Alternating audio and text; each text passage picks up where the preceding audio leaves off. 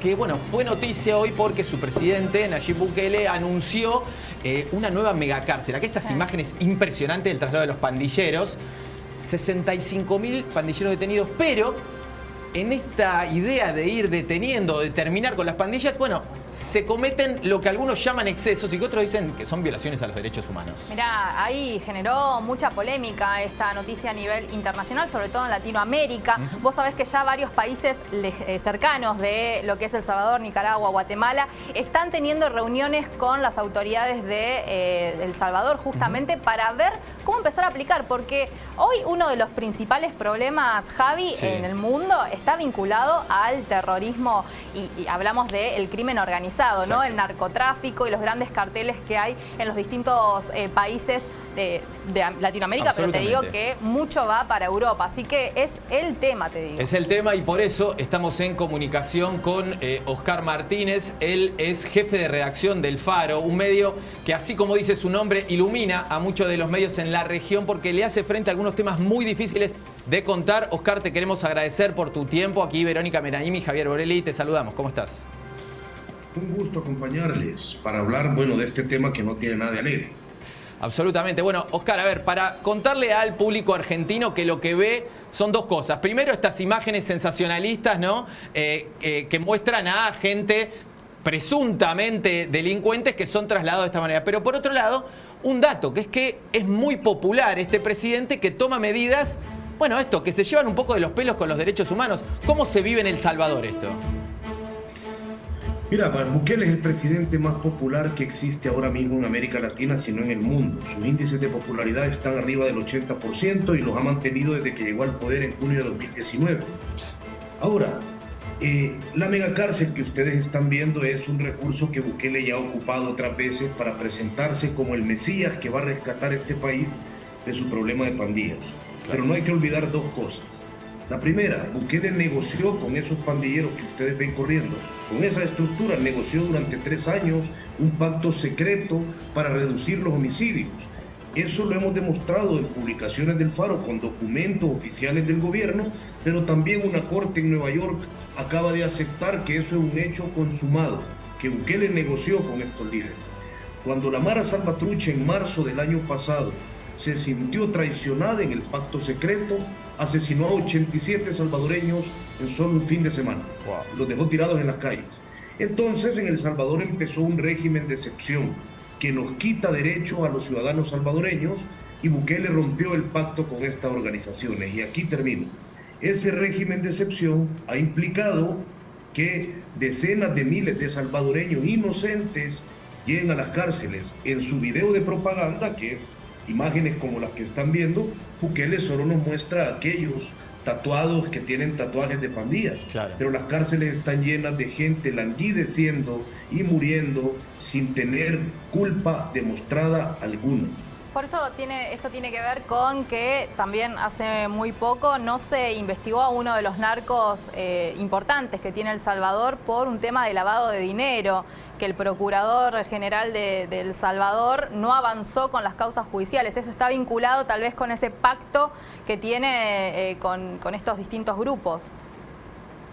Mira, los alcances del pacto que Bukele sostuvo con las pandillas durante años hemos revelado algunos. Nosotros, por ejemplo, hemos revelado audios del funcionario público de Nayib Bukele, que está mencionado en el proceso judicial de Nueva York como quien lideró la tregua con las pandillas. Él, en audios que nosotros conseguimos y publicamos, le asegura a un pandillero que él mismo sacó de la cárcel a uno de los líderes del MS en una muestra de buena voluntad. Ese líder estaba pedido en extradición por Estados Unidos y debía años de condena en El Salvador. Es decir, hemos descubierto algunas cosas, pero no todas. Todavía faltan piezas de ese rompecabezas que tenemos que llenar. Todavía vamos a seguir contando en qué consistió ese pacto que terminó, como los pactos de gobiernos anteriores con las pandillas, con el asesinato de muchos salvadoreños, en este caso de 87 en marzo del año pasado. Es una farsa, entonces, una gran campaña hacia afuera que hoy muchos países están queriendo comprar en la desesperación de terminar con el crimen organizado, pero que según las investigaciones que ustedes hicieron sería una farsa y esconde otra situación más profunda. O sea, yo lo que les digo, esto ha generado estas imágenes han generado todo un furor en América Latina. Sí. Yo he recibido llamadas desde Perú, Ecuador, Colombia, Argentina. Yo sé que lo que las imágenes venden en países hartos de la delincuencia y la criminalidad son soluciones inmediatas y fáciles, espontáneas, express. Ahora, yo les digo, si un país, no ustedes, no me refiero a ustedes, Sí, hablo en general a las personas que les ven. Si un país quiere imitar lo que hicimos en El Salvador, tienen que entender que eso pasó por un pacto secreto con los criminales. Claro. Que cuando fracasó murieron muchos habitantes. Que después de eso hay un régimen de excepción donde cualquier policía o soldado puede arrestarte en las calles solo porque considere que luces nervioso o sospechoso. Si esa política les gusta, pues bueno, apóyenla. Bueno. Simplemente les digo que esa política implica perder muchos derechos civiles y que muchas personas inocentes acaben en las cárceles. Oscar, está muy claro, El Salvador venía de tener estadísticas también atadas a la delincuencia muy altas, también estaba entre las más altas de América Latina. Se entiende en ese contexto, pero es muy importante esto que vos estás diciendo. Y se habla mucho de estos regímenes autoritarios que para dar algunas soluciones restringen derechos de la ciudadanía. ¿Ha habido una respuesta de organismos de derechos humanos de El Salvador? Porque entendemos que desde afuera sí hay llamados de atención de organismos de derechos humanos, pero ¿qué pasa adentro de El Salvador? ¿Cómo es esa negociación entre autoritarismo y derechos civiles?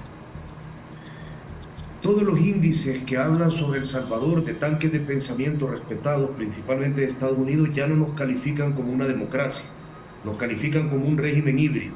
Es decir, hay algún maquillaje de gestos democráticos, aún hay elecciones, aún hay otros partidos políticos, pero esencialmente hay muchos rasgos de autoritarismo. Entonces, eso es lo que ocurre en El Salvador. Ha habido persecución a defensores de derechos humanos, persecución enorme, también a opositores políticos, a la prensa independiente. Por ejemplo, nosotros en el periódico El Faro fuimos intervenidos durante 17 meses con Pegasus. Esto lo diagnosticó el laboratorio de la Universidad de Toronto, un programa de intervención en teléfonos que solo se le vende a estados.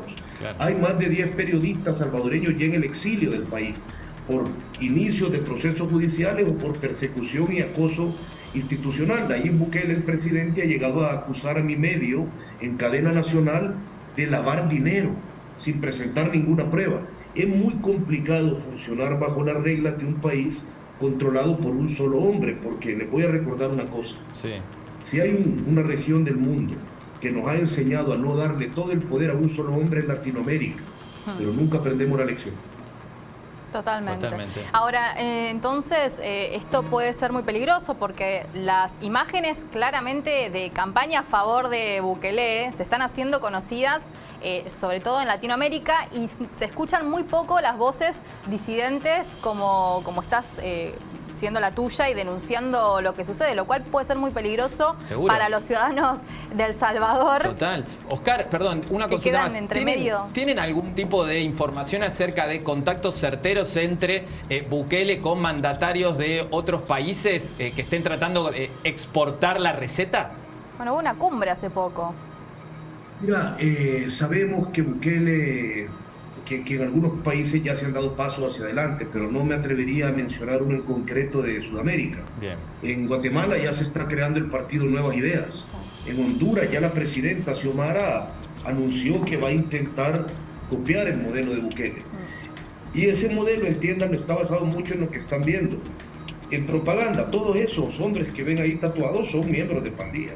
Total. Pero ahí hay las imágenes de algunos de ellos ya estaban encarcelados desde antes. Claro, claro. Lo que no te van a enseñar nunca es las imágenes de señores como Don Paco, que nosotros reporteamos que salió cadáver de la cárcel 2 meses después de ser arrestado sin la culpa de absolutamente nada. Esas imágenes no te las mostrarán. Esto es un montaje. Han seleccionado a qué reos tatuados mostrarte con buena iluminación, con varias cámaras, con todo el equipo de propaganda que caracteriza al presidente Bukele. Entonces, véanlo como eso, como un despliegue propagandístico, no como una transferencia de información. Sí, las imágenes hablan por sí solas. Es una edición fílmica, ¿no?